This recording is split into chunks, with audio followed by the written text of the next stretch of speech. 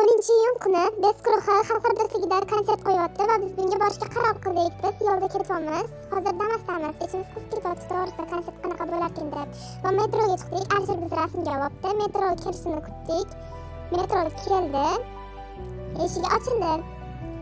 Va biz unga chiqib ketyapmiz. Ikkalamiz ham hayajondamiz, qanaqa bo'larkin deb. Va Shahnoza opaga telefon qildik. Shahnoza opadan biletlarni olib, Bez guruh plakatini yonida rasmga tushishga qaror qildik. Har xil qilib rasmlarga tushib oldik. Konsert boshlanganicha biz Magic Cityga borishga qaror qildik. Magic Cityda ham turli xil rasmlarga tushib, o'zimizni xursand qildik va ozgina ovqatlanib o'tirdik. So'ng Xalqaro do'stlikka bordik, zinalardan chiqib ketyapmiz va ichkariga kirdik.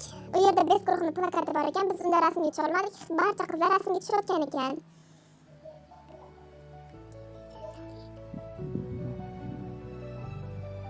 Keyin konsert zaliga kirdik. Konsert zali juda ham katta ekan. Biz 8-qatorda o'tirdik. Va u yerda bitta blogerga ko'zimiz tushdi. Uni rasmlarga oldik, lekin biz tanimasdik, ismini bilmaymiz. Hamma rasmlarga tushayotgandi. Keyin Jayronani ko'rdik. Jayrona juda ham chiroyli edi va Bez guruhining konserti boshlandi. Har xil qilib qo'shiq aytdi.